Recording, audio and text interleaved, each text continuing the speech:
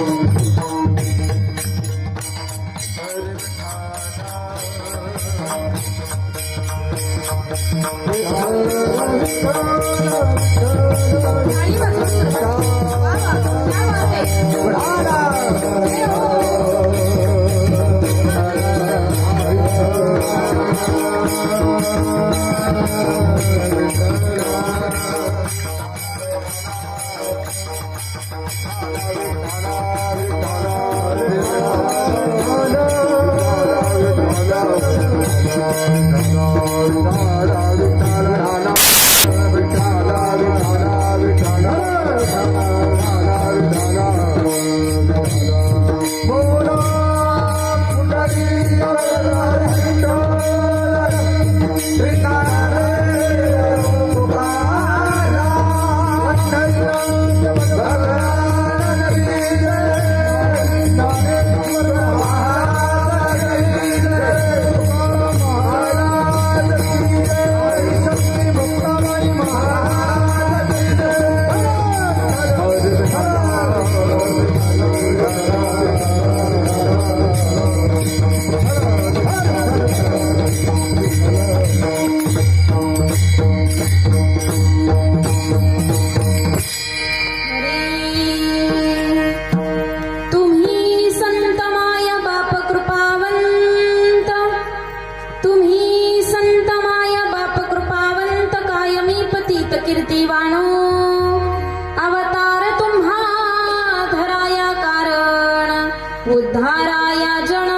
जीवा वाढावया सुख भक्ती भाव धर्म वाढावया सुख भक्ती भाव धर्म कुळाचार नाम विठोबाचे अवतार तुम्हा धराया कारण उद्धाराया जन जड जीवा तुका म्हणे गुण चंदनाचे अंगी तुका म्हणे गुण चंदनाचे अंगी तैसे तुम्ही जगी संत जन अवतार तुम्हा धराया कारण उद्धाराया जन जड जीवा विठ्ठल विठ्ठल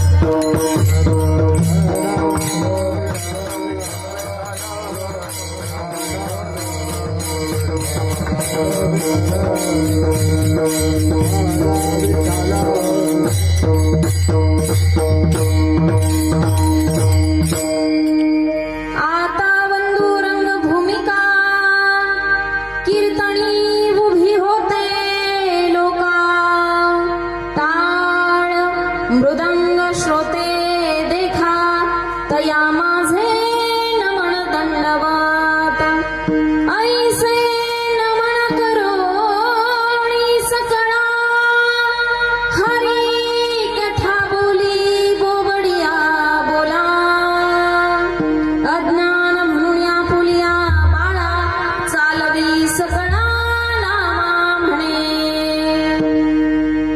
गुरुर ब्रह्मा गुरुर विष्णू गुरुर्देव महेश्वरा गुरु साक्षात परब्रह्म तस्मै श्री गुरवे नमः दिगंबरा दिगंबरा श्रीपाद वल्लभ दिगंबरा दिगंबरा दिगंबरा श्रीपाद वल्लभ दिगंबरा दिगंबरा दिगंबरा श्रीपाद वल्लभ दिगंबरा दिगंबरा दिगंबरा श्रीपाद वल्लभ दिगंबरा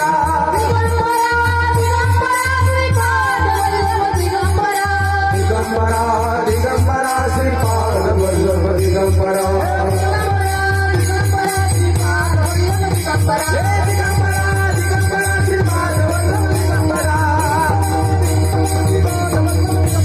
दिगंबरा दिगंबरा श्रीपाद वल्लभ दिगंबरा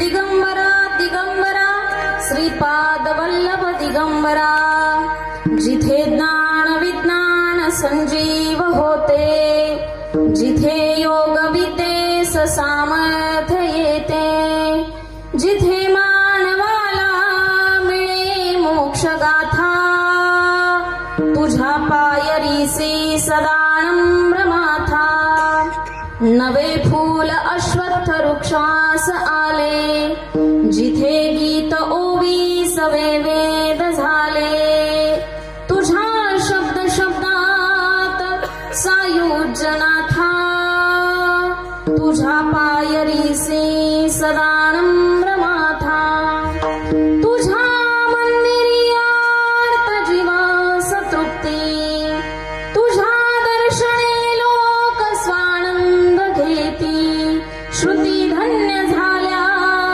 तुझे गीत गाता तुझ्या पायरीसी सदा नम्र माथा महायोग पीठे तटे भीमरत्नम वरम पुंडलिकाय दातृम मुनीन्द्रे समागत्य तिष्ठं तमानंद कंदम परब्रह्मलिंगम भजे पांडुरंग पांडुरंग पांडुरंगा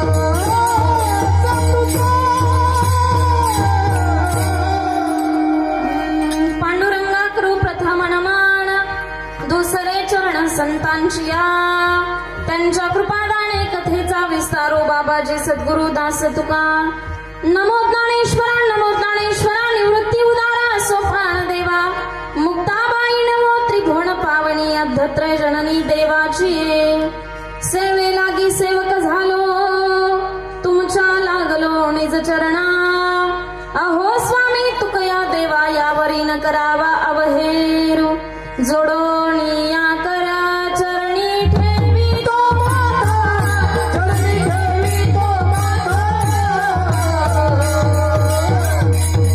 परितारी विनंती माझी पंढरी नाथा परितारी विनंती माझी पंढरी नाथा जोडोनी या करा चरणी ठेवी तो माता परितारी विनंती माझी पंढरी नाथा परितारी विनंती माझी पंढरी नाथा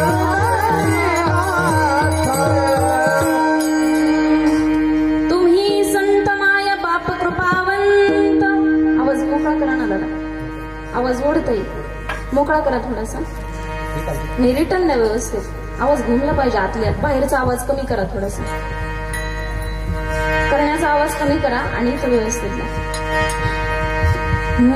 हरी तुम्ही संत माय बाप कृपावंत कायमी पतित कीर्ती वाणू अवतार तुम्हा धराया कारण उद्धाराया जन जड जीवा प्रस्तुत प्राप्त प्रसंग कीर्तन रूपी सेवेकरता निवडलेला अभंग आनंद कंद करुणा वरुणालय भगवान पंढरीश पांडुरंग परमात्मा ज्ञानेश प्रिय संत जगद्गुरु तुकोबाराई आणि ज्या काळामध्ये राजा रामदेवराय राज्य करत असताना राजा प्रजेच्या मनासारखं वागत होता प्रजा राजाच्या मनासारखं वागत होती राम राज्य हे निर्माण झालं आणि विश्वनियंताला अवतार घ्यावा असा वाटला म्हणून विश्वनियंतानं खाली डोकावून पाहिलं मुकुटातला मणी गळाला आणि 16 वर्षाचं एक बालक पाठीचा ताट कणा करून उभं राहिलं थाप द्या दादा पाठीचा ताट कणा करून उभं राहिलं 700 श्लोकांवरती 9000 ओव्या लिहिल्या आणि 700 श्लोकांवरती 9000 ओव्या लिहित असताना अमृताचं पान तुम्हा आम्हाला दिलं ईश्वरीय ज्ञान संजीवन ज्ञानेश्वरी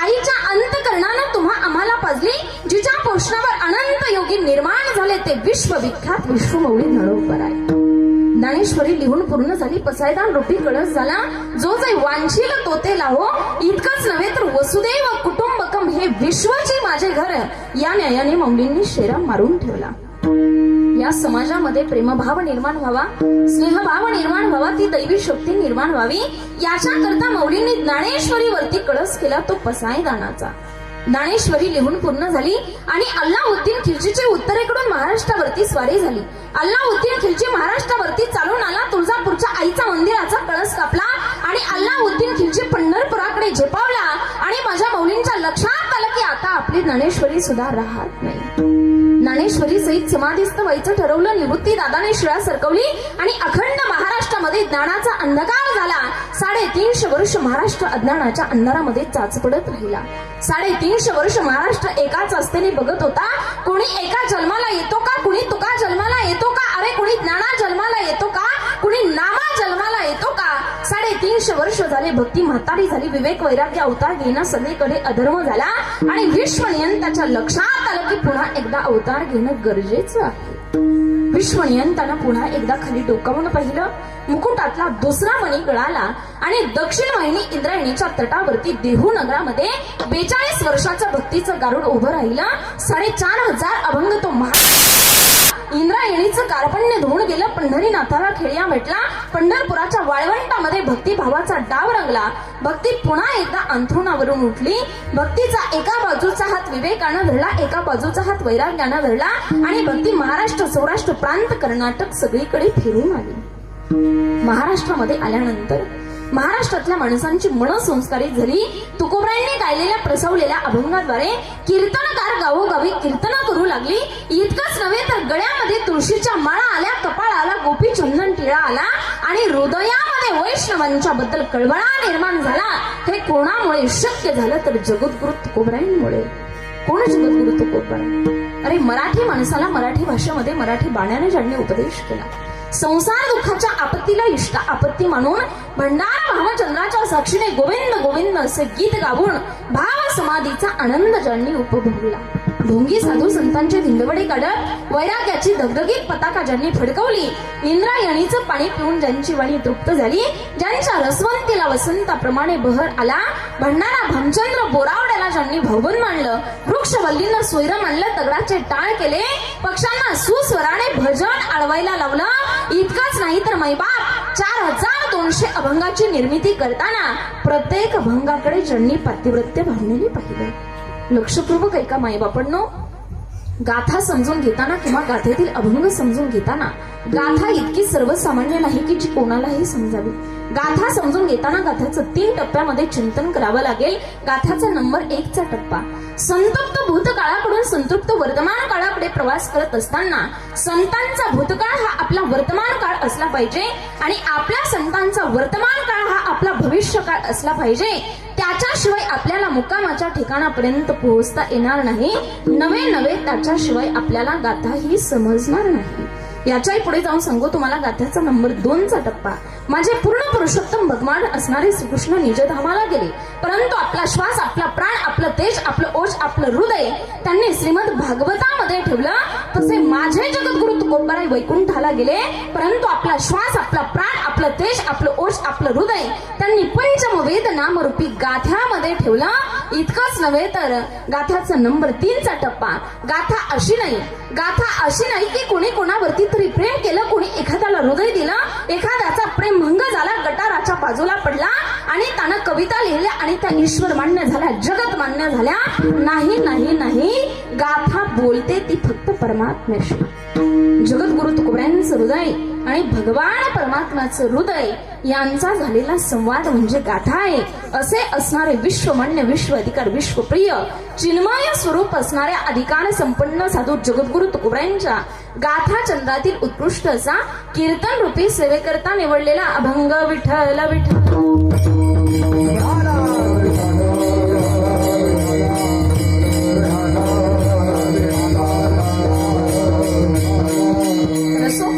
या अभंगाचा सरळ सरळ भावार्थ असा आहे. काय सांगतात बघा जगद्गुरु तुकोबराय, थोडासा आवाज वाढवा.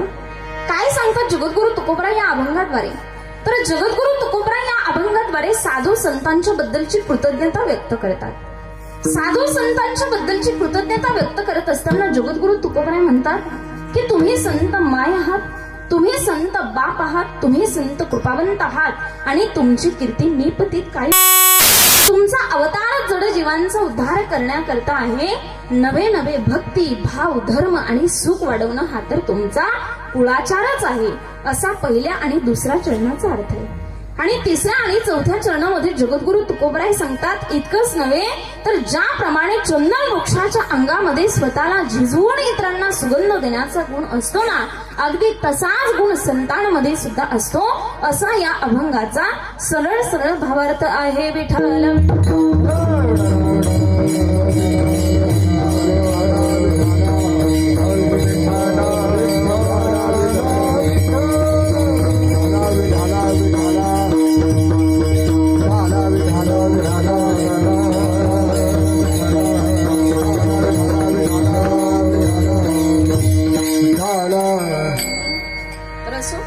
आज या ठिकाणी अल्पसा परिहार द्यायचा तो म्हणजे असा. बघा एकदा सेट करा ना व्यवस्थित. आवाज पुन्हा कमी केलाय तुम्ही, कमी नका करू आवाज. तर असो, आज या ठिकाणी अल्पसा परिहार द्यायचा, तो म्हणजे असा. सालावत प्रमाणात चालत असलेला हा अखंड हरिनाम सप्ताह श्री दत्त जन्मोत्सव निमित्त ज्ञानेश्वरी पारायण तथा गुरुचरित्र पारायण सोहळा मुक्काम दत्तनगर पोस्ट बेल्हे तालुका जुन्नर जिल्हा पुणे. आणि या ठिकाणी या सप्ताहातील मला वाटतं 5व्या का 6व्या दिवसाची 5व्या दिवसाची कीर्तन रूपी सेवा माझ्या 6व्या दिवसाची कीर्तन रूपी सेवा माझ्या पामराच्या वाट्याला आली. ती ज्यांच्यामुळे आली, ज्यांच्यामुळे खऱ्या अर्थाने हा संपर्क माझ्याकडे करण्यात आला, ही संधी मला प्राप्त झाली. नवे ही सेवा ज्यांच्याकडून माझ्याकडे सुपूर्त करण्यात आली ते असणारे निलेश दादा आवटी, त्याचप्रमाणे देशमुख काका असतील, त्यांच्या सौभाग्यवती असतील, त्यांचा संपूर्ण परिवार, गौरीताई असतील, या संपूर्ण परिवाराच्या माध्यमातून ही सेवा माझ्याकडे सुपूर्त करण्यात आली. खरोखर त्यांना द्यावेत तेवढे धन्यवाद कमी आहेत. खरोखर त्यांनी इतकं सुंदर स्वागत त्यांच्या घरी केलं. दादा, खरोखर आम्ही संत नाहीत, परंतु संतांचं जसं स्वागत करावं तसं तुम्ही स्वागत केलं. खरोखर तुम्हाला द्यावेत तेवढे धन्यवाद कमी आहेत. त्याचप्रमाणे या ठिकाणी ही सेवा करण्याची संधी मला प्राप्त झाली ना, हे मी माझं परमभाग्य समजते. बघा, परमभाग्य शब्द आपण त्यावेळेला वापरत असतो ज्यावेळेला खऱ्या अर्थाने आपल्या जीवनामध्ये आपल्याला आत्यंतिक सुखाची प्राप्ती होत असते आणि दुःखाची निवृत्ती होत असते ना, त्यावेळेला आपण परमभाग्य शब्द वापरत असतो. आणि खऱ्या अर्थाने मला असं वाटतं, माझ्या जीवनामध्ये मला आज आत्यंतिक सुखाची प्राप्ती झाली. त्याचं कारण म्हणजे आज मी या नारदाच्या गादीवरती उभी आहे. नवे आज महाराष्ट्रभर मी ज्या कारणामुळे कीर्तन करते त्याचं कारण म्हणजे माझे आई वडील आहेत आणि एका आईच्या आग्रहास्तव आज मी या नारदाच्या गादीवरती उभा आहे. निलेश दादा आवटे यांच्या आईची इच्छा होती की त्या ताईंनी मला भेटण्याकरता यावं. युट्यूबवरती त्यांनी माझं कीर्तन ऐकलं आणि कीर्तन ऐकल्यानंतर त्यांची इच्छा होती की मला भेटण्याकरता यावं आणि त्यांची भेट व्हावी. या ठिकाणी बोलवलं म्हणजे खऱ्या अर्थाने त्या आईंच्या मुळे आज या ठिकाणी मी उपस्थित आहे, म्हणून हे मी माझं परमभाग्य समजते. आणि खरोखर आज या कार्यक्रमाकरता आवर्जून उपस्थित असलेले महाराष्ट्रातील एक नामवंत कीर्तनकार तथा गायनाचार्य माझे बंधू हरिभक्त परायण संभाजी महाराज पवार, तेही या ठिकाणी उपस्थित आहेत. त्यांचे ऋण व्यक्त करते. त्याचप्रमाणे कार्यक्रमाकरता हे संपूर्ण विद्यार्थी कुठल्या संस्थेतले? रेडा समाधी आळे या ठिकाणचे बालगोपाळ असतील. संपूर्ण मृदुंगाचार्य पण तिथलेच आहेत का? परभणी नाव काय? नाना महाराज. त्याचप्रमाणे इकडे दुसरे मृदुंगाचार्य ईश्वर महाराज, त्यांचे ऋण व्यक्त करते. हार्मोनियमची जे साथ करतायत त्यांचे ऋण व्यक्त करते. त्याचप्रमाणे साऊंड सिस्टीम वाले दादा, सुंदर अशी साऊंड सिस्टीम तुम्ही लावलेली आहे, अशी सुंदर अशी शेवटपर्यंत लावा, अशीच तुम्हाला विनंती करते. तुम्हालाही धन्यवाद देते. त्याचप्रमाणे ज्यांच्या माध्यमातून हा जो कार्यक्रम आहे, संपूर्ण सोहळा आहे, हा युट्यूब वरती दिसणार आहे, ते असणारे शूटिंग वाले दादा, नाव काय? निलेश आवटे. तुमचे नाव? वा, निलेश आवटे. धन्यवाद. तुम्हालाही द्यावेत तेवढे धन्यवाद कमीच आहेत. त्याचप्रमाणे या ठिकाणी विनेकरी बाबा असतील, सर्वांच्या चरणी विनम्र भावाने वंदन करते. त्याचप्रमाणे पिंपळगाव निपाणी या गावावरून एवढ्या लांबून माझ्या कार्यक्रमाकरता ज्या आवर्जून उपस्थित आहेत त्या माझ्या परम मैत्रीण म्हटली तरी काही हरकत नाही. म्हणजे अगदी माझ्या हृदयातली जी माणसं म्हणतो ना आपण, ती आज कार्यक्रमाकरता आवर्जून उपस्थित आहेत. त्या म्हणजे मंगलताई वाकसवरे, त्यांचा परिवार आहे, त्यांचा मुलगा सुद्धा या ठिकाणी आहे. त्याचप्रमाणे त्यांचे पतिदेव संजय दादा, त्यांचंही ऋण व्यक्त करते. सर्वांना धन्यवाद देते. आणि अधिक विस्तार न करता विश्वमंगलाचं स्वप्न मुराशी बाळगून अखिल मानव जातीला दानाचा मार्ग दाखवणारे विश्वमौली ज्ञानोबा आहे.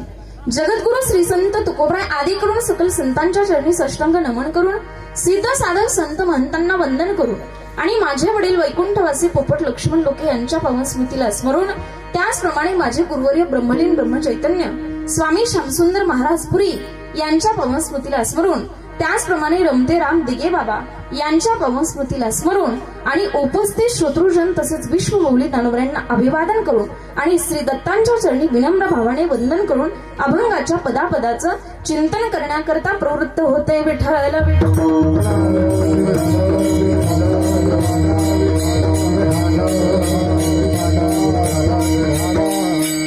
तर लक्षपूर्वक ऐका. तास सव्वा तासाच्या कालावधीमध्ये अतिशय सुंदर चिंतन मी तुम्हाला सांगणार आहे. तुम्हाला हसवण्याचा प्रयत्न अजिबात करणार नाही, कारण एवढ्या लांबून मी काही तुम्हाला हसवण्याकरता आले का? बोलत जा तुम्ही काहीतरी. कर्ज आहे का तुमच्यावरती? नाही ना? सगळ्यांचे चेहरे फ्रेश दिसले पाहिजे. एवढ्या लांबून मी काही तुम्हाला हसवण्याकरता आले का? मुळात नाही. आणि मुळात माझं प्रामाणिक मत असं आहे, कथावर कीर्तन हसणे केलीने होते. माझं वाक्य लक्षपूर्वक ऐका. कथावर कीर्तन हसणे केलीने होते, शुद्ध भाव से रोणे केले होते हे. ज्यावेळेला भगवंता करता कंठी प्रेम दाटे आणि नयने नीर लोटे अशी अवस्था प्राप्त होत असते ना, त्यावेळेला खऱ्या अर्थाने ते कीर्तन किंवा प्रवचन सार्थकी लागत असतं. म्हणून माझं चिंतन फक्त लक्षपूर्वक ऐका. कारण कालपर्यंत तुम्ही अनेक कीर्तन प्रवचन ऐकली असतील.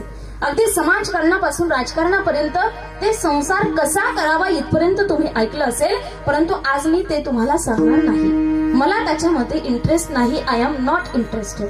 मी तुम्हाला संतांचं हृदय उलगडून दाखवणार आहे आणि त्याच्याकरता माझी कीर्तन आहेत. बघा, संतांच्या अंतकरणातले भावरंग मला तुमच्यामध्ये उतरवायचे आणि त्याच्याकरता कीर्तन असावी. संतांच्या अंतकरणातले भावरंग तुमच्यामध्ये उतरवत असताना बघा, संत संत आहे. संतांचे शब्द म्हणजे वेदांसारखे आहेत, पिसाट आहेत. आणि हा जो समाज जमलाय हा काही तुमच्या माझ्या शब्दावरती जमलाय का? कोणाच्या शब्दावरती जमलाय? हा जो समाज जमलाय हा संतांच्या शब्दावरती जमलेला समाज आहे. आणि संतांचे शब्द इतके ग्रेट आहेत. बघा, आतापर्यंत ज्ञानेश्वरीला क्रॉस करून बोलणारा जन्माला आला नाही ना, त्याचं नाव ज्ञानोबराय आहे. आणि सुंदर ते ध्यान उभे विटेवरी.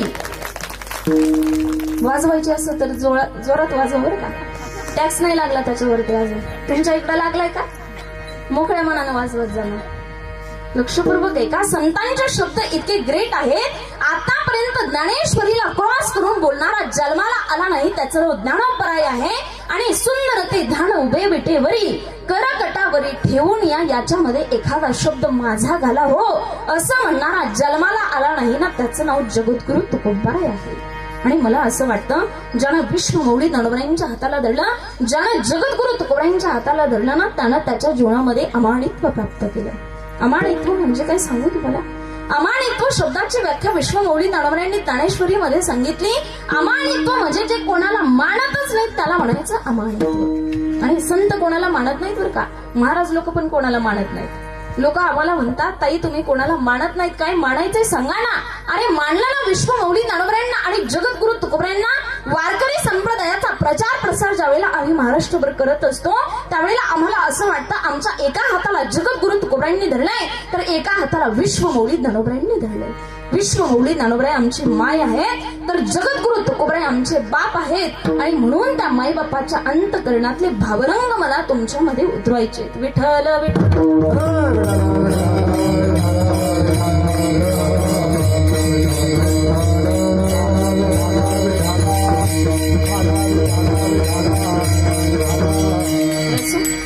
आजच्या कीर्तनाचा प्रतिपाद्य विषय असा आहे, अभंग जगद्गुरु तुकोबारायांचा आहे आणि साधू संतांच्या बद्दलची कृतज्ञता व्यक्त करणार आहे. साधू संतांच्या बद्दलची कृतज्ञता व्यक्त करत असताना जगद्गुरु तुकोबाराय म्हणतात, तुम्ही संत माय आहात, तुम्ही संत बाप आहात, तुम्ही संत कृपावंत आहात आणि तुमची कीर्ती मी पतीत काय मानू. या ठिकाणी जगद्गुरु तुकोबारायांनी इतर साधू संतांना माय बापाची उपमा दिली. मला असं वाटतं, जगद्गुरु तुकोबारायांनी ही जी माय बापाची उपमा दिलेली आहे ना, ती विश्वमौली ज्ञानोबरायांना दिलेली असावी. नवे दिलीच आहे. कारण जगताच्या पाठीवरती असे एकमेव संत आहेत की ज्यांना संपूर्ण विश्वाची माऊली म्हटलं गेलंय. नवे संपूर्ण ज्ञानराज माझी योगाची माऊली. ज्ञानराज माझी योगाची माऊली.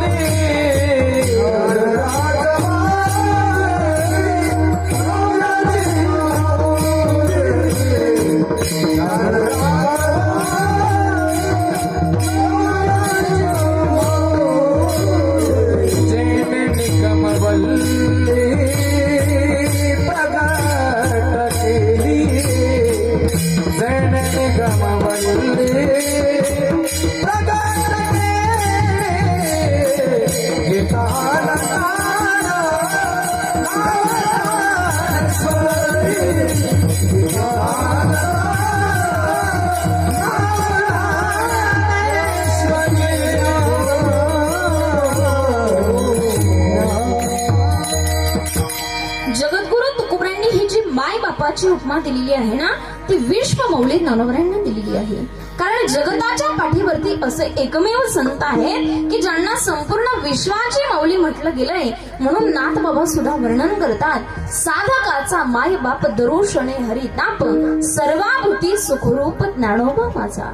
मग ज्ञानोबरांना विश्वमौली ज्ञानोबरांना जगद्गुरु तुकोबरांनी माई बापाची उपमा दिली.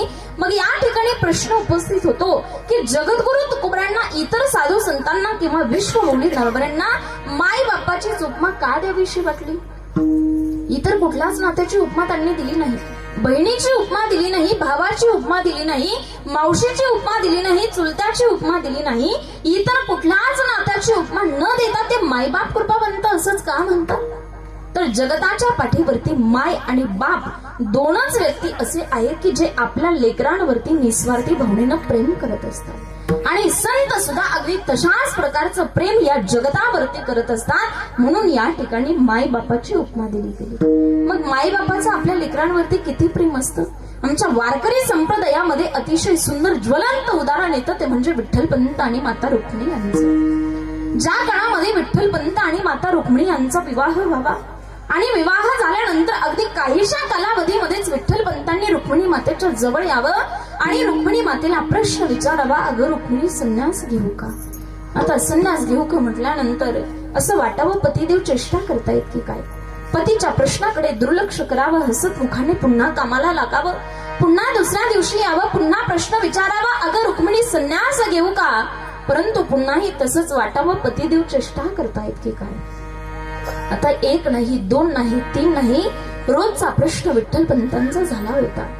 एक दिवस रागवलेल्या अवस्थेमध्ये असताना विठ्ठलपंत रुक्मिणी मातेच्या जवळ येतात आणि रुक्मिणी मातेला प्रश्न विचारतात, अगं रुक्मिणी संन्यास घेऊ का? संन्यास घेऊ का म्हटल्यानंतर असं वाटतं काय करावं आणि काय नाही सांगतात, जा तुम्हाला संन्यासच घ्यायचंय ना तर खुशाल घ्या. पडत्या फळाची आज्ञा पाळावी त्याप्रमाणे विठ्ठलपंत गृहस्थ आश्रमामधून संन्यास आश्रमामध्ये प्रवेश करतात. जात असताना अडवत नाही रुक्मिणी माता. पतीवरती निष्ठा आहे, अपार प्रेम आहे. असं वाटतं आज नाही, उद्या नाही, एक ना एक दिवस नक्की परत येतील. अडवत नाही रुक्मिणी माता. आणि त्या गेल्यानंतर गावामध्ये कोणी ऋषीवरी आले, कोणी साधू पुरुष आले, त्यांची पूजा अर्चा करायच्या, वडाच्या झाडाला प्रदक्षिणा घालायच्या, पतीची मागणी देवाकडे करायच्या. असे 12 वर्ष उलटून जातात. 12 वर्ष उलटून गेल्यानंतर त्या गावामध्ये एक ऋषीवरी येतात. ऋषीवरी आल्यानंतर नेहमीप्रमाणे पूजा अर्चा करण्याकरता ज्यावेळेला रुक्मिणी माता जातात आणि त्यांची पूजा अर्चा होते. पूजा अर्चा झाल्यानंतर ज्यावेळेला चरण स्पर्श करण्याकरता त्या खाली वागतात ना त्यावेळेला ऋषीवरी आशीर्वाद देतात, अष्टपुत्र सौभाग्यवती भव. आशीर्वादाचे बोल कानावरती पडल्याबरोबर डोळ्यामध्ये पाणी येतं. डबडबल्या डोळ्याने ऋषीवर्यांकडे पाहतात आणि डबडबल्या डोळ्याने ऋषीवर्यांकडे पाहिल्याबरोबर ऋषीवर्य विचारतात, बाई ग सुवासीन दिसते, कपाळी कुंकू आहे आणि डोळ्यामध्ये पाणी कशा करता? त्यावेळेला सांगितलं जातं डोळ्यामध्ये पाणी याच्या करता आहे, कपाळी कुंकू आहे, सुवासीन आहे, परंतु आणखी पोटी पुत्र नाही आणि पतिदेवांनी संन्यास घेतला. पतिदेवांनी संन्यास घेतला म्हटल्यानंतर विचारतात, तुझे पती दिसतात तरी कसे? वर्णन तरी सांग, वर्णन तरी सांग म्हटल्यानंतर वर्णन सांगायला सुरुवात करतात. ओगवती वाणी आहे, सात्विक तेज आहे, डाव्या बाजूच्या खांद्यावरती तुळशीपत्राचं चिन्ह आहे. वर्णन ऐकल्यानंतर लक्षात येतं की यांना कुठेतरी पाहिलंय, कारण त्यांच्याचकडे संन्यास घेतलेला असतो. सांगितलं जातं, बाई ग काळजी करू नको, तुझे पती नक्की परत येतील. आनंदाने घरी जातात. घरी जातात त्या ठिकाणी स्वयंपाक करतात, आई वडिलांना सांगतात, ऋषीवर्यांनी सांगितलंय तुझे पती नक्की परत येतील. इकडे ऋषीवर्य त्यांच्या निवासस्थानी कुटियामध्ये जातात आणि गेल्यानंतर विठ्ठलपंत म्हणून साथ घालतात ना त्यावेळेला विठ्ठलपंत समोर येऊन उभे राहतात. आता समोर येऊन उभं राहिल्यानंतर सांगितलं जातं, जोपर्यंत पुत्र ऋणातून मुक्त होत नाहीस ना तोपर्यंत तुला संन्यास घेता येणार नाही. पुन्हा घरी जा, आनंदाने संसार कर, पुन्हा पडत्या फळाची आज्ञा पाळावी. त्याप्रमाणे विठ्ठलपंत गृहस्थ आश्रमामधून संन्यास आश्रमामध्ये प्रवेश करतात. त्या ठिकाणी संन्यास आश्रमामधून गृहस्थ आश्रमामध्ये प्रवेश करतात. ते जोडपं पुन्हा एकदा आनंदाने संसार करायला लागतं आणि संसार करत असताना त्या संसार वेलीवरती एक नाही, दोन नाही, तीन नाही, 4 फुले उमलतात. निवृत्ती ज्ञानदेव सोपान मुक्ताबाई. नावं सुद्धा एवढी गोंडस असतात. संसारातून निवृत्त व्हावंसं वाटते म्हणून निवृत्ती. लक्षपूर्वक ऐका, संसारातून निवृत्त व्हावंसं वाटते म्हणून निवृत्ती. निवृत्त झाल्यानंतर मिळते ते ज्ञान म्हणून ज्ञानदेव. एकदा का ज्ञान प्राप्ती झाली मार्ग सोपा होतो म्हणून सोपान देव. आणि एकदा का मार्ग सोपा झाला मिळते ती मुक्ती म्हणून मुक्ताबाई. नावं सुद्धा एवढी गोंडस, परंतु समाज हा समाज असतो ना, या समाजाने त्यांना हिनवावं, संन्यासाची पुरव म्हणून हिनवावं आणि आई वडिलांच्या अंतकरणाला वाईट वाटावं. वेदना व्हाव्यात आई वडिलांच्या अंतकरणाला कोणीतरी सांगावं. विठ्ठलपंतांना तुम्हाला जर असं वाटत असेल तुमच्या मुलांनी समाजामध्ये मानाने सन्मानाने जगावं, याच्याकरता तुम्ही धर्म परिषदेमध्ये जा, त्या ठिकाणी जाऊन अर्ज मांडा, तुम्हाला न्याय मिळेल. विठ्ठलपंतांनी ते हे करावं. धर्म परिषदेमध्ये जावं, त्या ठिकाणी जाऊन अर्ज मांडावा, परंतु त्या ठिकाणी त्यांना सांगण्यात यावं, तुम्हाला जर असं वाटत असेल तुमच्या मुलांनी समाजामध्ये मानाने सन्मानाने जगावं, याच्याकरता तुम्हाला देहांत प्रायश्चित्त घ्यावं लागेल. देहांत प्रायश्चित्त घ्यावं लागेल म्हटल्यानंतर क्षणाचाही विलंब न करता देहांत प्रायश्चित्त घेण्याकरता होकार देतात. ते जोडपं आळंदीला येतं आणि त्या इंद्रायणीच्या डोहामध्ये देहांत प्रायश्चित्त घेण्याकरता जातं. ज्यावेळेला जात असताना त्यावेळेला रुक्मिणी माता त्या इवल्याशा मुक्ताईच्या डोक्यावरून हात फिरवत असते. इवल्याशा मुक्ताईच्या डोक्यावरून हात फिरवते. उद्या माझी मुक्ता आई म्हणून कोणाला हात मारेल. त्या ज्ञानदाच्या डोक्यावरून हात फिरवते. उद्या माझा ज्ञानदा बाबा म्हणून कोणाला हात मारेल. आणि डोळ्यामध्ये पाणी असतं रुक्मिणी मातेच्या. विठ्ठलपंत सांगतात, अगं रुक्मिणी, ही लेकरे जर जागी झाली ना, तिच्या डोळ्यातलं पाणी पाहून विठ्ठलपंत म्हणतात, तुझ्या डोळ्यातले अश्रू जर त्या लेकरांच्या डोक्यावरती पडले आणि ही लेकरं जर जागी झाली ना, तर आपल्याला देहांत प्रायश्चित्त घेता येणार नाही. हाताला धरतात रुक्मिणी मातेच्या आणि ते जोडपं इंद्रायणीच्या डोहामध्ये आपल्या लेकरांच्या कल्याणाकरता देहांत प्रायश्चित्त घेते. दुसऱ्या दिवशी ती इवलीशी मुक्ताई उठते. त्या इंद्रायणीच्या काठावरती जाते आणि विचारते, माझे बाबा पाहिले का, माझी आई पाहिली का? अरे सांगा ना, आई होतीच कुठे, बाबा होतेच कुठे? कोणीतरी सांगावं तर नाहीच, परंतु त्या इवल्याशा मुक्ताईच्या कानाखाली द्यावी. मुक्ताईने रडत रडत यावं, झोपडीमध्ये बसावं आणि ढस ढसा रडावं आपल्या मायबापांकरता. परंतु मायबापांनी आपल्या मुलांकरता देहांत प्रायश्चित्त घेतलं ना, ते विठ्ठलपंत आणि माता रुक्मिणी हे एक मायबाप आहेत. इतकं मायबापांचं आपल्या लेकरांवरती प्रेम असतं आणि संत सुद्धा अगदी तशाच प्रकारचं प्रेम या जगतावरती करत असतात. इतकंच नव्हे तर ज्याप्रमाणे मायबाप आपल्या लेकरांच्या कल्याणाकरता रात्रंदिवस कष्ट करतात, अहोरात्र देह झिजवतात, त्याचप्रमाणे संत सुद्धा या जगताच्या कल्याणाकरता, या विश्वाच्या कल्याणाकरता, जगाच्या कल्याणा संतांच्या विभूती, जगाच्या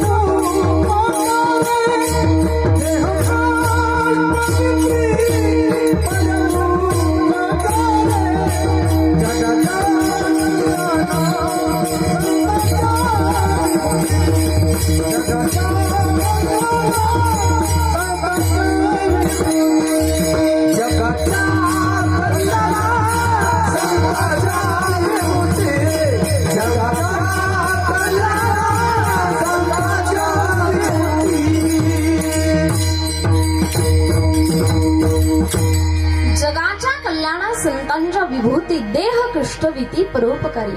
मायबापाप्रमाणे रात्रंदिवस संत या जगताच्या कल्याणाकरता, या विश्वाच्या कल्याणाकरता कष्ट करत असतात.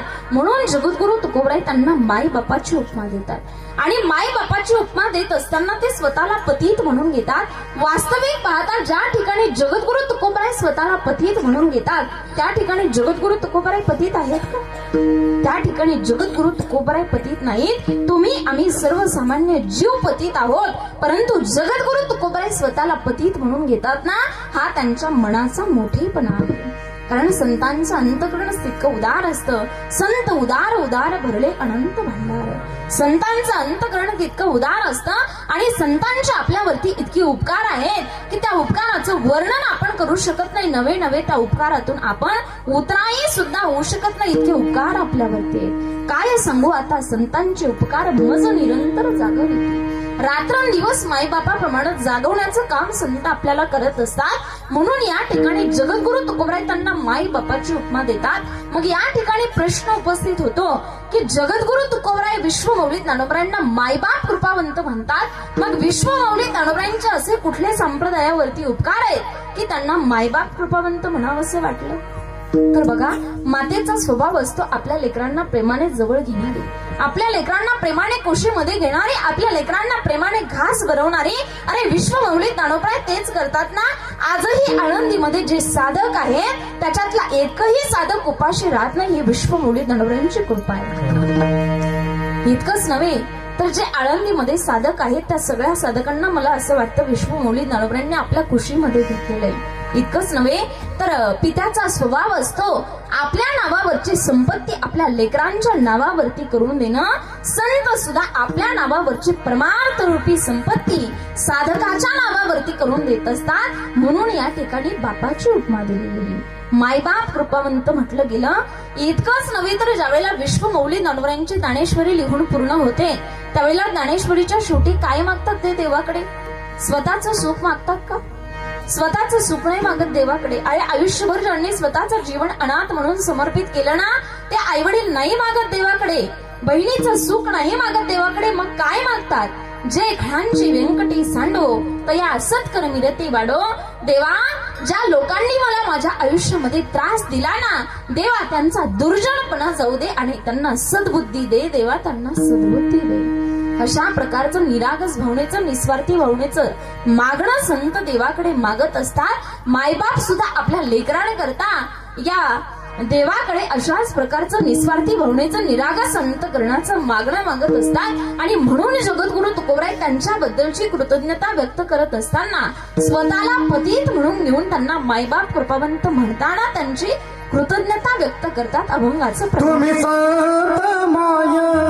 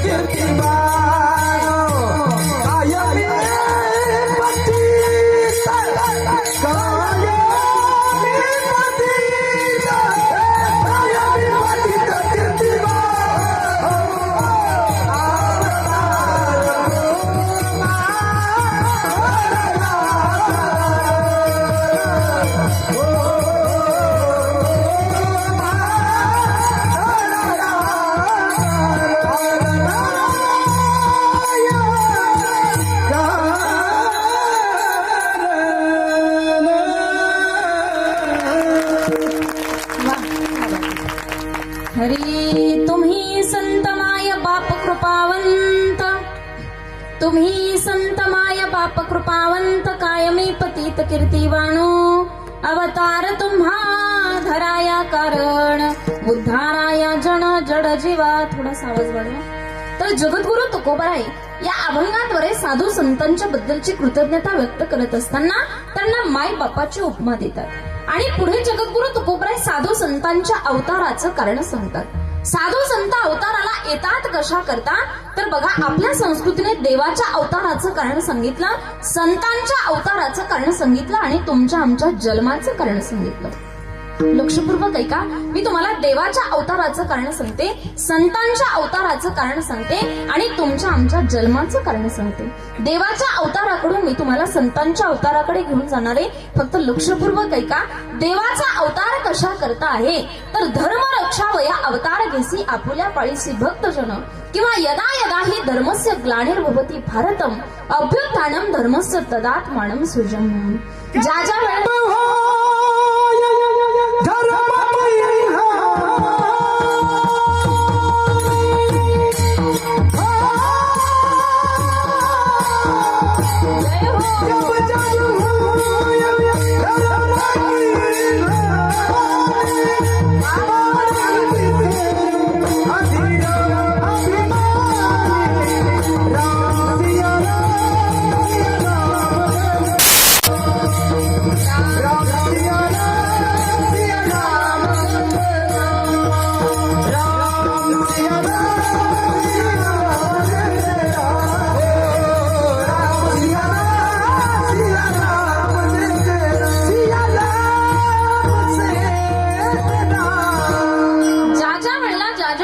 धर्मावरती संकट येईल, ज्या ज्या वेळेला ज्या ज्या ठिकाणी धर्माची ग्लानी आहे तुका म्हणे धर्म संस्थापन आहे तुका म्हणे धर्म आहे तुका म्हणे धर्म संस्थापन आहे तुका म्हणे धर्म संस्थापन आहे तुका म्हणे धर्म संस्थापन आहे तुका म्हणे धर्म आहे तुका म्हणे धर्म संस्थापन आहे तुका म्हणे धर्म संस्थापन.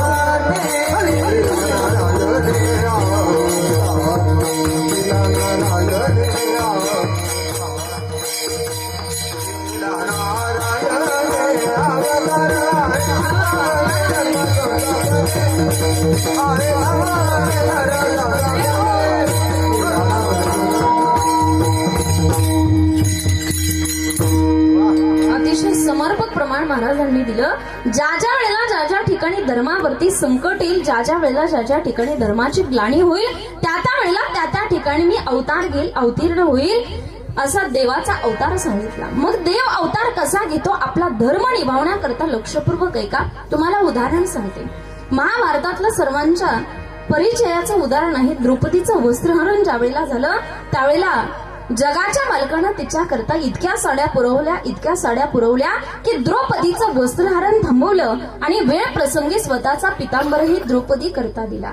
याच्या पुढे जाऊन तुम्हाला दुसरा दृष्टांत सांगते की देव आपला धर्म कसा निभावतो. लक्षपूर्वक ऐका. जगद्गुरु तुकोबारायांची एक पत्नी अन्न करता गेली. जगद्गुरु तुकोबारायांच्या दारातला बैल वैरण करता करता गेला, चिपाट नाही भेटलं खायला त्याला. जगद्गुरु तुकोबारायांची नंबर 2 ची पत्नी पुण्याच्या आप्पाजी गुळवेंची मुलगी. पश्चिम महाराष्ट्रामध्ये 3 लोक श्रीमंत. एक पुण्याचे आप्पाजी गुळवे, दुसरे मंबाजी गोसावी आणि तिसरे चिंतामणी ब्राह्मण. त्याच्यातल्या पुण्याच्या आप्पाजी गुळवेंची मुलगी जगद्गुरु तुकोबारायांची नंबर 2 ची पत्नी, तिचं नाव जिजाबाई. विवाह संपन्न झाला आणि विवाह संपन्न झाल्यानंतर जगद्गुरु तुकोबारायांची जिजाबाई त्या ठिकाणी श्रीमंत बापाच्या घरी दीपावलीच्या सणाला गेली. आता दीपावलीच्या सणाला गेल्यानंतर 4-5 दिवसाचा दीपावलीचा सण असतो. तो 4-5 दिवसाचा सण झाला आणि भाऊबीजेच्या दिवशी दुपारी बहिणीनं भावाला सांगितलं, दादा आता मला नेऊन घाल, आता मला नेऊन घाल. म्हटल्यानंतर कागद आई आणखी 8-10 दिवस राहा. 8-10 दिवस राहा म्हटल्यानंतर बहिणीनं सांगितलं, माझ्या दादा माझ्या मालकाची जेवणाची व्यवस्था नाही. म्हटली मालकाची जेवणाची व्यवस्था नसल्यानंतर सण झाला की लगेच निघून येते ना, तिला पतिव्रता म्हणतात बरं का. आणि मालकाची जेवणाची अडचण असली तरी माहेरात बसून जी लाडू खाते ना तिला अवदास म्हणतात. तुमच्यामध्ये कोण कोण आहेत मला पाहिल्या की कळतात बरं, पण आपण नको करायला विनाकारण. अशा पतिव्रता जिजाबाई होत्या आणि पतिव्रता स्त्रीमध्ये फार मोठी ताकद असते. तुका म्हणे पतिव्रता तिची देवावरी सत्ता. अशा पतिव्रता जिजाबाई होत्या आणि एका पतिव्रता स्त्रीनं 3.5 घंटे सूर्य थांबवला होता. तिचं नाव लोपामुद्रा. 3.5 घंटे सूर्य थांबवला, इतकी ताकद पतिव्रता स्त्रीमध्ये होते आणि अशा पतिव्रता जिजाबाई होता. सण झाल्यानंतर बाबाला सांगितलं, दादा आता मला नेऊन घाल. जगद्गुरु तुकोबांच्या सासऱ्याकडे एक श्याम नावाचा गडी होता. त्या श्याम नावाच्या गड्याला डमणी झोपली. सुंदर असे रेशमाचे पडदानेत राजहंसाच्या पंखाची गादी आहे आणि ती डमणी सजवल्यानंतर त्या डमणीमध्ये बहीण आणि भाऊ बसले. आता बहीण आणि भाऊ बसल्याच्या नंतर त्या ठिकाणी ती डमणी देहूकडे हकलली. देहूकडे हकलल्याच्या नंतर अगदी अशीच बरं का, सुंदर अशी डमणी देहूकडे हाकलली आणि देहूत प्रवेश केल्याच्या नंतर त्या ठिकाणी मोठाल्या लोकांचे वाडे चालू झाले. मोठाले लोक जे सप्त्याला वर्गणी देत नाहीत ना, अशा मोठाल्या लोकांचे वाडे चालू झाले आणि मोठाल्या लोकांचे वाडे चालू झाल्यानंतर भावानं बहिणीला विचारलं, ताई याच्यातला तुझा कोणता वाडा आहे? तुझा कोणता वाडा आहे म्हटल्यानंतर बहिणीनं सांगितलं, माझ्या दादा याच्यामध्ये माझा वाडा नाही. डमणी पुढे हाकल म्हटली. पुढे गेल्यानंतर सांगते माझा वाडा कुठे. आणि डमणी पुढे हाकलली. पुढे हाकलल्याच्या नंतर पुढे गेल्यानंतर ते मोठाले लोकांचे वाडे संपले आणि झोपडपट्ट्या चालू झाल्या. झोपडपट्ट्या चालू झाल्या आणि त्या झोपडपट्ट्याच्या एका बाजूला एक छोटस झोपडं होतं. त्या झोपड्याच्या समोर डमणी गेल्याच्या बरोबर बहिणीनं भावाला सांगितलं, दादा इथं डमणी थांबव. डमणी थांबव म्हटल्याच्या नंतर भावानं डमणी थांबवली. बहीण आणि भाऊ डमणीतून खाली उतरले आणि खाली उतरल्याच्या नंतर त्या झोपड्याकडे पाहिलं. सुंदर असं छोटस झोपडं होतं. त्याच्या समोर सारवलेलं होतं. सुंदर अशी रांगोळी काढलेली होती.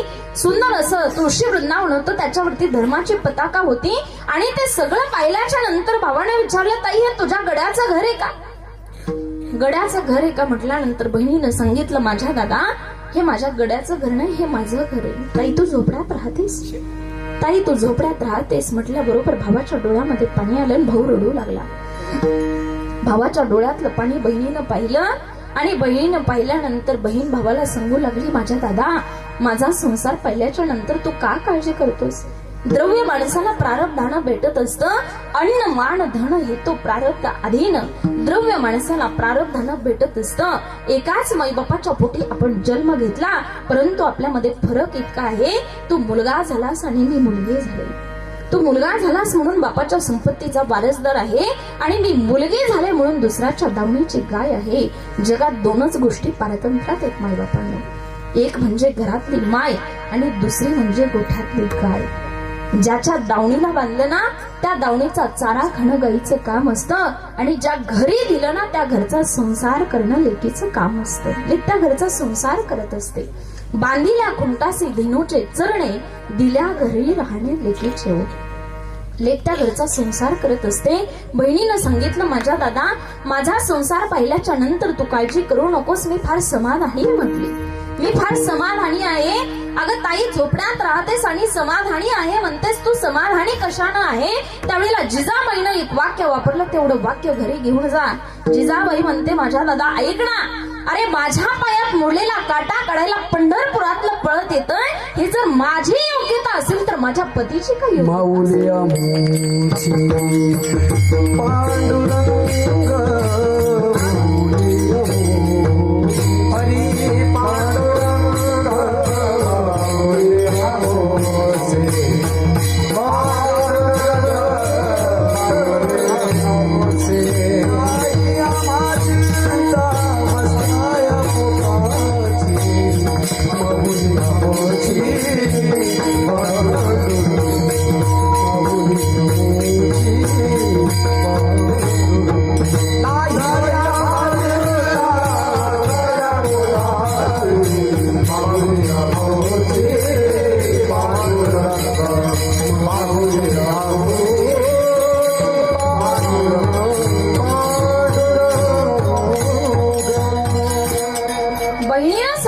माझ्या पायात मोडलेला काटा काढायला पंढरपुरातलं पळत येतंय.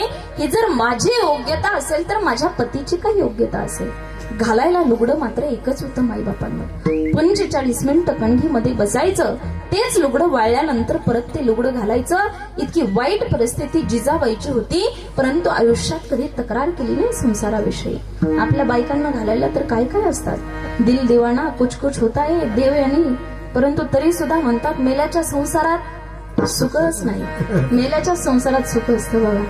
अशा पतिव्रता जिजाबाई होत्या. तितक्यात भावाला पहिला पाणी दिलं. पहिला पाणी दिल्याच्या नंतर भाऊ पाणी पिऊ लागला आणि लोटक्यात पाणी दिल्याच्या नंतर भाऊ मनामध्ये विचार करू लागला, आपल्या बापाच्या घरी गड्याला पाणी पहिला चांदीचे बुटकेत आणि त्याची लेक लोटक्यात पाणी पिते. हे तिच्या जीवनातलं प्रारब्ध आहे बघा. प्रारब्ध असतं माणसाच्या जीवनामधलं. आपल्याला पाय द्यायचे की नाही द्यायचे हे ज्याच्या हातामध्ये आहे ना, त्याची बायको 14 वर्ष बिना चप्पलची होती. हे तिच्या जीवनातलं प्रारब्ध आहे. प्रारब्ध असतं माणसाच्या जीवनामधलं. आणि पाणी पिता पिता भावाचं लक्ष चुलीकडे गेलं. त्या चुलीवरती इतीत गवत उगवलेलं होतं. आता ते इतीत गवत उगवलेलं पाहिलं आणि पाहिल्याच्या भाऊ विचार करू लागला, इतीत गवत उगवले म्हटल्यानंतर चूल कधी पेटली असेल.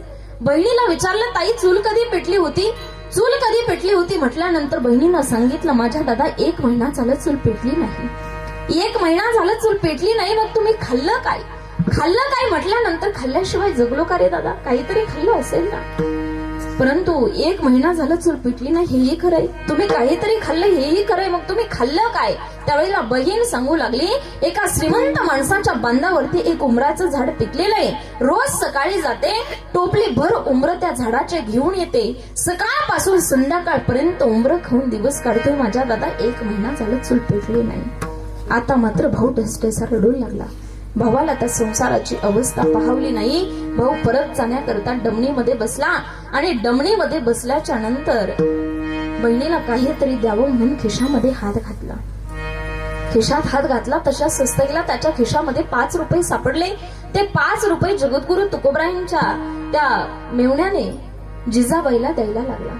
आता जिजाबाईला देत असताना जिजाबाईनं सांगितलं, माझ्या मालकाला दुसऱ्याचं घेतलेलं आवडत नाही. म्हटलं नको मला हे पैसे, काय करायचे माझे दादा, मला हे पैसे नको नको म्हटल्यानंतर बाबांना सांगितलं, भाऊबीजेची भेट म्हणून तरी ठेव, भाऊबीजेची भेट म्हणून तरी ठेव म्हटल्यानंतर ते पैसे घेतले. ते 5 रुपये एका श्रीमंत माणसाकडे दिले. त्या 5 रुपयाच्या 35 किलोचे 3 मिरच्याचे पोते जगद्गुरु तुकोबरायांच्या सासऱ्यानं एक श्याम नावाचा त्या ठिकाणी बैल दिला होता. त्या बैलाच्या पाठीवरती 3 मिरच्याचे पोते टाकले आणि जगद्गुरु तुकोबराय एका श्रीमंत गावामध्ये मिरच्या विकण्याकरता गेले.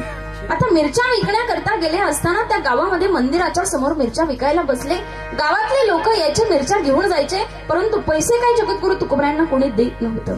कुणी म्हणायचं मालकाकडे पाठवून देईन, कुणी म्हणायचं गड्याकडे पाठवून देईन, कुणी म्हणायचं मिरच्या घेऊन जातो परत आणून देईन, परंतु जगद्गुरु तुकोबरायांना पैसे काही कोणी दिले नाही. एक बाई तर जगद्गुरु तुकोबरायांना अशी भेटली, मिरच्या विकत घेतल्या. मिरच्या विकत घेतल्यानंतर जगद्गुरु तुकोबरायांना म्हणते पैसे मालकाकडे पाठवून देईल. कपाळाला मात्र बुका होता. लक्षात आलं ना तुमच्या.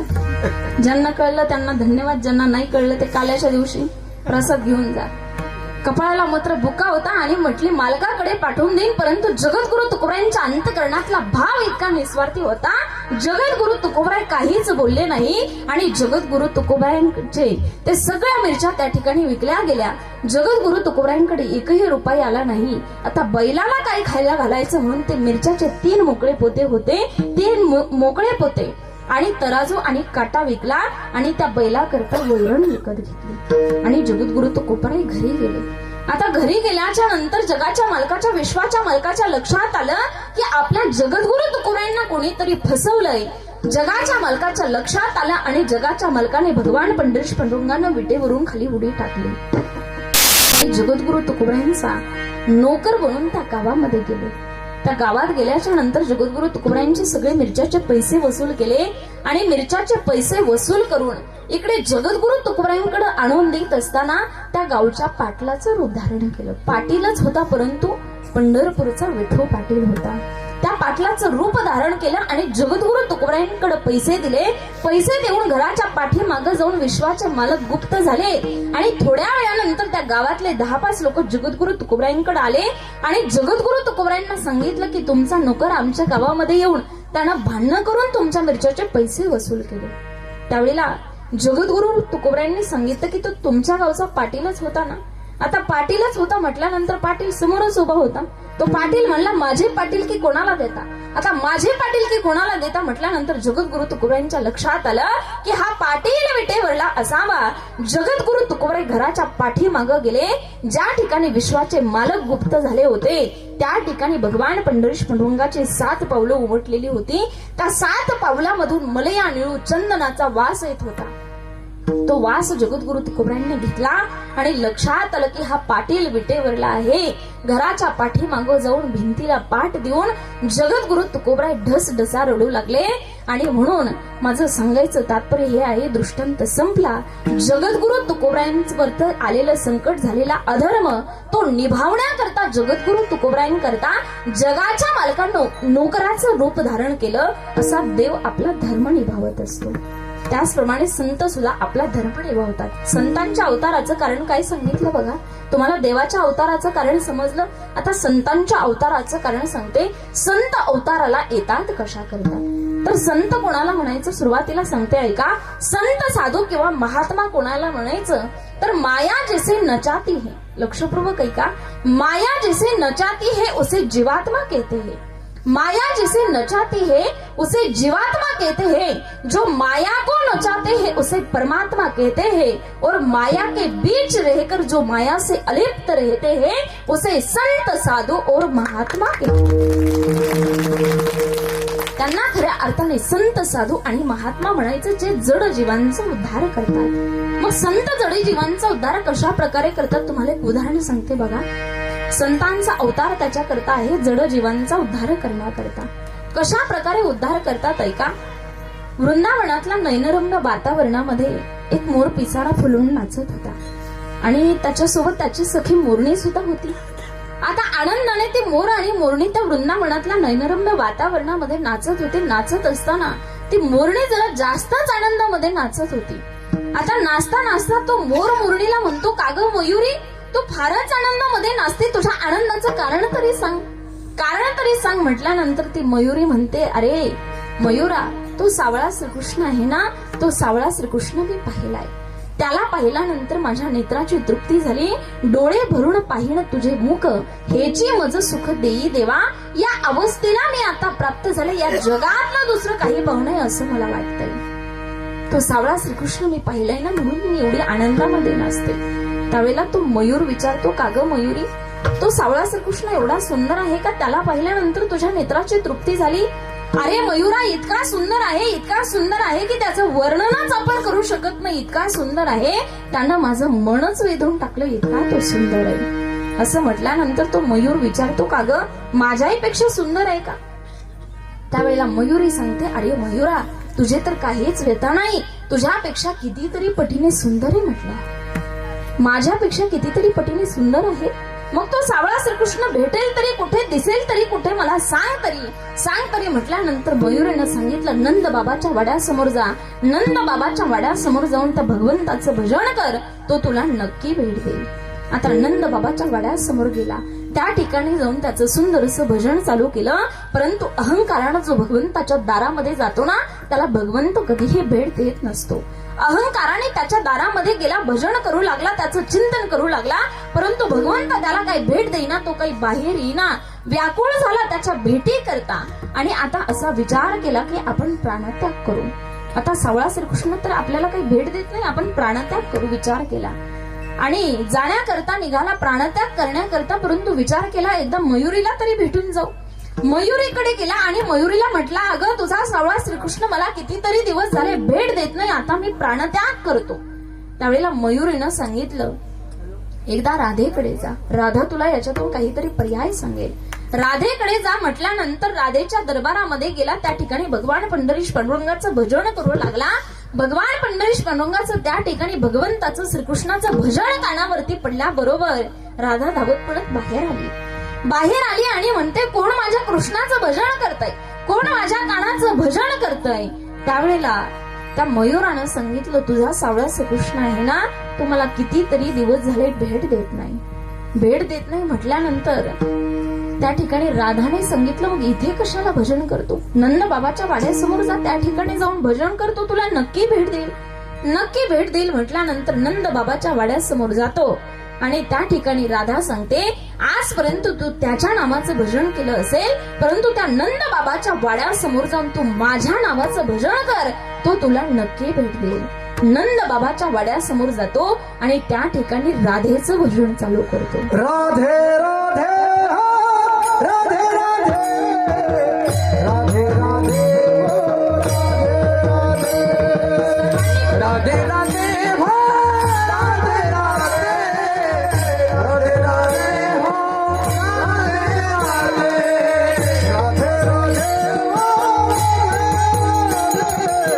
राधे राधे राधे राधे बोला ज्यांना भगवंताने दोन हात दिले, ज्यांना भगवंताने दोन हात दिले, त्यांना प्रत्येकाने दोन्ही हात वरती करायचे. सर्वांनी ज्याला हात दिले सुंदर अशी वाणी दिली. अगदी जसं त्या मयूराने भगवंताच्या दरबारामध्ये राधेचं भजन केलं ना, अगदी तसंच भजन आज या गावामध्ये झालं पाहिजे. सुंदर असं भजन करायचं सर्वांनी. एक सत्ताळी राधे राधे बोला सर्वजण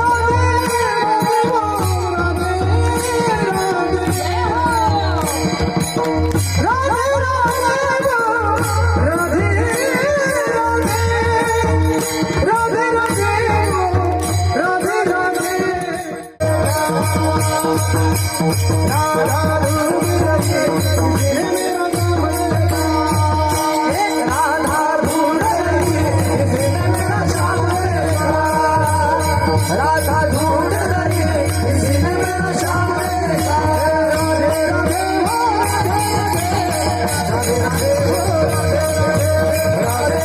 हो, राधे राधे राधे हो, राधे राधे राधे हो, राधे राधे राधे हो, राधे राधे हो, राधे राधे हो,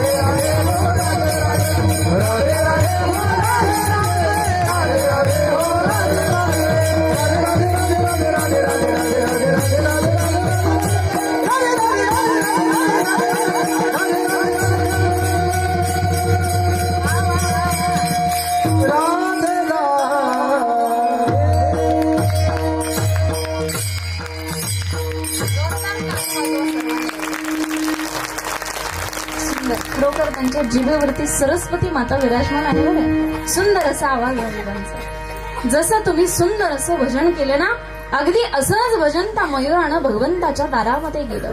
आता राधेचं भजन केल्यानंतर भगवंत धावत पळत बाहेर आला आणि बाहेर आल्याच्या नंतर त्या ठिकाणी भगवंताला पाहिल्याबरोबर त्या मयूरानं विचार केला, काय सुंदर सौंदर्य आहे. सौंदर्य पाहिल्याबरोबर मोहून गेला आणि त्या ठिकाणी भगवंतानं सांगितलं, माझ्या भेटीकरता फार प्रतीक्षा करावी लागली ना, याच्याकरता मला काहीतरी शिक्षा द्या, याच्याकरता मला काहीतरी शिक्षा द्या. शिक्षा द्या म्हटल्यानंतर त्या ठिकाणी शिक्षा देऊ शकत नाही. त्या ठिकाणी मयूराने सांगितलं, मला तुमच्या सौंदर्यामध्ये भर घालण्याची संधी द्या. मध्ये राधा नावाची संत भेटली. परिणाम भगवान पंढरीश पांडुरंगाची प्राप्ती त्याला त्याच्या जीवनामध्ये झाली. असे संत जड जीवांचा उद्धार करत असतात. म्हणजे मयूर हा एक पशुवन्य पशु आहे.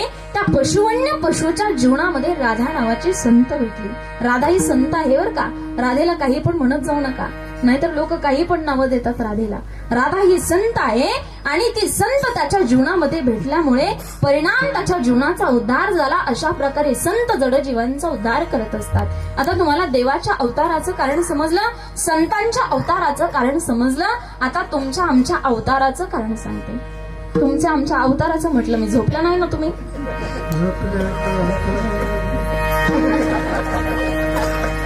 तुमचा आमचा अवतार नाही, तुमचा आमचा जन्म आहे.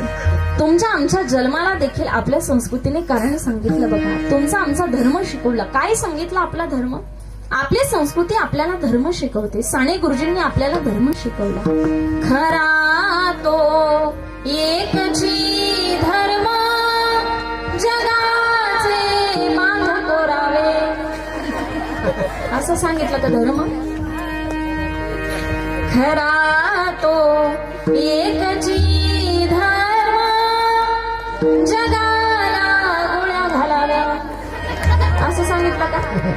नाही. परंतु कोरोनाच्या परिस्थितीमध्ये लोकच असे निघालेत ना, मास्कचा जमानाला मास्क यूज अँड थ्रोचा. ज्याप्रमाणे मास्क वापरतात आणि टाकून देतात ना, अगदी त्याचप्रमाणे माणसांचं सुद्धा करतात. परंतु विनंती असेल माझी तुम्हाला, त्या माणसांचा वापर काय करायचा आहे तेवढा करा गड्या. माणसं थ्रू करू नका, माणसं टाकून देऊ नका. माणसं जीवनामध्ये जपायला शिका. माणसं फार महत्वाची असतात जीवनामध्ये. एकदा का आपल्या जीवनातून माणसं निघून गेली ना, ती माणसं आपल्याला परत कधीच मिळत नसतात. बघा, कोरोनाच्या परिस्थितीमध्ये कितीतरी लोक डॉक्टरांना विनंती करत होते. कुणी म्हणत होतं माझ्या भावाला वाचवा, कुणी म्हणत होतं माझ्या दादांना वाचवा, कुणी म्हणत होतं माझ्या ताईला वाचवा, कुणी म्हणत होतं माझ्या आईला वाचवा. परंतु वाचवता आलं का? नाही वाचवता आलं. मग एकदा का माणूस आपल्यामधून निघून गेला ना, तुम्ही त्याला कितीही देवाकडे मागा, तो माणूस आपल्याला कधीच मिळत नसतो. म्हणून जोपर्यंत ती माणसं आपल्यामध्ये आहेत ना, तोपर्यंत ती माणसं जपायला शिका. तो धर्म निभावायला शिका. बघा, रामायणातला एक फार सुंदर दृष्टांत आहे. रामायणामध्ये ज्यावेळेला कैकेयी माता राजा दशरथाकडे रामाला वनवासाला पाठवण्याची मागणी करतात, त्यावेळेला राजा दशरथ सांगत असतात, अगं कैकेयी, माझा राम जर वनवासाला गेला ना, तर त्याचा विरह मला सहन होणार नाही. पुत्र वियोगाने मी मरण पावेल. माझ्या रामाला तू वनवासाला पाठवू नको. परंतु ऐकते का कैकेयी माता? कैकेयी माता ऐकत नाहीत. परिणाम रामाला वनवासाला जावं लागतं. राम वनवासाला गेल्यानंतर इकडे कैकेयीचं सौभाग्य जातं. परंतु ज्या वेळेला राम वनवासावरून परत येतात, त्यावेळेला रामाचा राज्याभिषेक सोहळा संपन्न होतो. रामाला अयोध्याची गादी मिळते, पद मिळतं, प्रतिष्ठा मिळते, संपत्ती मिळते. परंतु कैकेयीचं गेलेलं सौभाग्य कैकेयीला परत कधीच मिळत नाही. म्हणजेच गेलेला माणूस आपल्याला परत कधीच मिळत नसतो. आपल्याला आपल्या आयुष्यामध्ये पद मिळेल, प्रतिष्ठा मिळेल, संपत्ती मिळेल, ऐश्वर्य मिळेल, परंतु गेलेला माणूस आपल्याला परत कधीच मिळत नसतो. म्हणून जोपर्यंत ती माणसं आपल्यामध्ये आहेत ना, तोपर्यंत ती जपायला शिका. कशी जपायची सांगू तुम्हाला. दिव्याला दिवा लागत गेला ना, की सुंदर अशी दीपमाळ तयार होते. दिव्याला दिवा लागत गेला ना, की सुंदर अशी दीपमाळ तयार होते. फुलाला फुल जोडत गेलं ना, की सुंदर असा फुलहार तयार होतो. आणि माणसाला माणूस जोडत गेलं ना, की सुंदर असं एक नातं बनतं. त्या नात्याचं नाव आहे माणुसकी. आणि ती माणुसकी आपल्या जीवनामध्ये जपणं गरजेचं आहे. म्हणून एकामेकावरती प्रेम करून आपलं जीवन समर्पित करा. कारण साने गुरुजी आपल्याला सांगतात, जगाला प्रेम अर्पावे. एकामेकावरती प्रेम करून जीवन समर्पित करता आलं पाहिजे. कारण प्रेम सुख दे, प्रेम सुख दे, प्रेमाविन नाही समाधान. सासूने सुनेवरती प्रेम करावं, सुनेने सासूवरती प्रेम करावं. बाप तर मुलावरती प्रेम करतच असतात, परंतु मुलांनी बापावरती प्रेम करावं. एकामेकावरती प्रेम करून आपलं जीवन समर्पित करावं. असा माणसाने माणसाचा धर्म निभवावा. बघा, मी तुम्हाला देवाच्या अवताराचं कारण सांगितलं, संतांच्या अवताराचं कारण सांगितलं, तुमच्या आमच्या जन्माचं कारण सांगितलं. त्याचं कारण असं आहे, नाही आपल्याला देव होता आलं तरी चालेल, नाही आपल्याला संत होता आलं तरी चालेल, परंतु कमीत कमी माणसानं चांगला माणूस तरी बनण्याचा प्रयत्न केला पाहिजे. थोडासा विको द्या दादा. माणसानं चांगला माणूस तरी बनण्याचा प्रयत्न केला पाहिजे. बघा, तानाजी जन्माला आला नसता तर कोणाला स्वराज्यामध्ये आला नसता. वाक्य लक्षपूर्वक ऐका. तानाजी जन्माला आला नसता तर कोणाला स्वराज्यामध्ये आला नसता. बाजी प्रभू देशपांडे जन्माला आले नसते तर घोडखिंडीची खावणखिंड झाली नसती. छत्रपती शिवाजी महाराज जन्माला आले नसते तर स्वराज्य निर्माण झालं नसतं. विश्वमौली ज्ञानोबराय अवताराला आले नसते तर ज्ञानेश्वरी सारखा विराट ग्रंथ आपल्याला पाहायला मिळाला नसता. शांती ब्रह्म एकनाथ महाराज अवताराला आले नसते तर शांतीचं प्रतीक काही आपल्याला समजलं नसतं. जगद्गुरु तुकोबराय अवताराला आले नसते तर गाथा काही आपल्याला समजलं नसतं. आणि संत अवताराला आले नसते तर जड जीवांचा उद्धारच झाला नसता. त्यांचा अवतार जड जीवांचा उद्धार करण्याकरता आहे अभंगाचं द्वितीय अवतार तू अवतार तू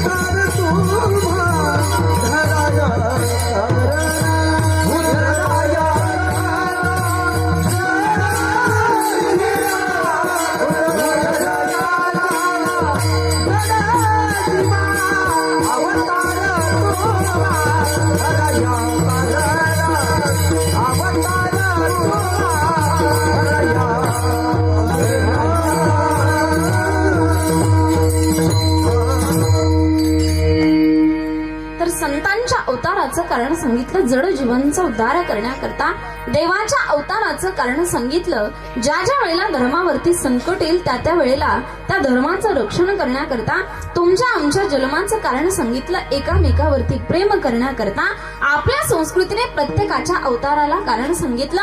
देवाच्या अवताराला कारण सांगितलं, संतांच्या अवताराला कारण सांगितलं, तुमच्या आमच्या जन्माला कारण सांगितलं. म्हणजेच आपली संस्कृती महान आहे. किती महान आहे सांगू तुम्हाला. दादा विकू द्या थोडासा, आवाज वाढवा. किती महान आहे सांगू तुम्हाला, ऐका. पतीला दृष्टी चूक नाही म्हणून स्वतःचे डोळे बांधून ठेवणारी गांधारी, पतीला दृष्टी चूक नाही म्हणून स्वतःचे डोळे बांधून ठेवणारी गांधारी, गांधारी समोर स्वतः भगवान श्रीकृष्ण उभे राहायचे. विश्वावर प्रेम करणारे भगवान गौतम बुद्ध उपाशी वृद्ध वाघिणीच्या तोंडात आपली मांडी देतात. संत नामदेव पुत्रात कोरडी पोळी खाईल म्हणून पाठीशी तुपाची वाटी घेऊन नव्हतात. झाड तोडणाऱ्या समोर तुळशीदास उभे राहतात आणि म्हणतात, माझ्या मानेवर घाव घालता सुंदर झाडावरती नको. धर्मासाठी राई राई एवढे तुकडे करून घेणारा शौर्यवीर संभाजी, स्वामी कार्यासाठी सर्वस्व वेचणारे खंडोजी बल्लाळ आणि शेतकऱ्याच्या मिरचीच्या देठालाही हात लावू नका, नाहीतर तुमचे हात कलम केले जातील, असे स्वतःच्या सैन्याला बजावणारे छत्रपती शिवाजीराजे भोसले. इतकी महान आपली संस्कृती आहे, इतका महान आपला देश आहे. त्या देशाचं वर्णन आपण एका शब्दात करू शकत नाही. किती महान है संगो. एक बार गलती करे उसे इंसान कहते हैं, एक बार गलती करे उसे इंसान कहते हैं, दो बार गलती करे उसे हैवान कहते हैं, तीन बार गलती करे उसे शैतान कहते हैं, बार बार गलती करे उसे पाकिस्तान कहते हैं, और पाकिस्तान की हर गलती को माफ करे उसे हमारा देश हिंदुस्तान कहते हैं. इतना भारत देश आपला महान, त्या देशाचं वर्णन आपण एका शब्दात करू शकत नाही. आणि म्हणून मला असं वाटतं, आपलं भाग्य आहे की आपण भारतात जन्माला आलो. भरतखंडे नरदेह प्राप्ती हे तो परम भाग्याची संपत्ती. आपलं भाग्य आहे की आपण भारतात जन्माला आलो, त्याहून मोठं भाग्य आहे की आपण महाराष्ट्राच्या मातीत जन्माला आलो. त्याहून मोठं भाग्य आहे की साधू संतांच्या पदस्पर्शानं पावन झालेल्या या महाराष्ट्राच्या मातीत जन्माला आलो. आणि त्याहून मोठं भाग्य आहे की साधू संतांच्या नंतर जन्माला आलो. आणि खरोखर तुमचं भाग्य आहे बरं का. इथे जवळच रेड्याची समाधी आहे आणि रेडा समाधीच्या पदस्पर्शाने जी भूमी पावन झाली, त्या भूमीमध्ये तुमचा जन्म झाला, ही परमभाग्याची गोष्ट आहे. आणि म्हणून तुमचं नशीब आहे की तुम्ही या परिसरामध्ये जन्माला आलात. सांगून जाईल तुम्हाला, कोरोनाच्या काळामध्ये आमच्या गावाकडे बऱ्याचशा मुलींचे स्टेटस असायचे बघा. बऱ्याचशा मुली कोरोनाच्या काळामध्ये स्टेटस ठेवायच्या, नशीब लागतं कानगाव मध्ये जन्माला यायला. आमच्या गावाचं नाव कानगाव आहे. आणि त्या मुली स्टेटस ठेवायच्या, नशीब लागतं कानगाव मध्ये जन्माला यायला, आणि जे जन्माला येत नाहीत ना त्यांना देऊ दुसरी संधी देतो कानगावची सून व्हायला. परंतु मला असं वाटतं, या परिसरातला या गावातल्या प्रत्येक व्यक्तीने म्हणावं, नशीब लागतं बेल्हे गावामध्ये जन्माला यायला. लक्षपूर्वक आहे का. नशीब लागतं बेल्हे गावामध्ये जन्माला यायला, आणि जे जन्माला येत नाहीत ना त्यांना देव दुसरी संधी देतो की साधू संतांच्या पदस्पर्शाने पावन झालेल्या या बेल्हे गावामध्ये त्या गावची सून व्हायला. खरोखर तुमचं नशीब आहे. आणि म्हणून या देशाकरता, या धर्माकरता, या संस्कृतीकरता, या मातीकरता आपला काहीतरी त्याग, आपलं काहीतरी समर्पण असलं पाहिजे. जसं समर्पण संतांनी या देशाकरता केलं, जसं समर्पण, जसा त्याग छत्रपती शिवाजी महाराजांच्या एका मावळ्याने या देशाकरता केला. काय त्याग आहे रे प्रत्येक मावळ्याच्या जीवनामधला. त्याग सांगू तुम्हाला, प्रत्येकाचं बलिदान जर आठवलं ना तर डोळ्यामध्ये पाणी येतं बघा. तानाजीच्या जीवनातलं बलिदान आठवा, बाजीप्रभू देशपांडेंच्या जीवनातलं बलिदान आठवा, शिवा काशीच्या जीवनातलं बलिदान आठवा. त्यांच्या जीवनातला त्याग, समर्पण जर आठवलं तर डोळ्यामध्ये पाणी येतं. किती त्याग होता त्यांच्या जीवनातला सांगू तुम्हाला. तानाजीच्या जीवनातलं समर्पण सांगताय का. शेवटचे 10 मिनिटं आपल्याकडे राहिलेत, त्या 10 मिनिटांमध्ये तानाजीच्या जीवनातलं समर्पण, त्याच्या जीवनातला त्याग सांगते तुम्हाला. ऐका, लक्षपूर्वक ऐका. फक्त 5 मिनिटं वेळ आहे आपल्याकडे. तर छत्रपती शिवाजी महाराजांनी जिजाऊ साहेबांना शब्द दिला होता, येत्या अष्टमीला कोंढाण्यावरती भगवा फडकेल. येत्या अष्टमीला कोंढाण्यावरती भगवा फडकेल शब्द दिला होता.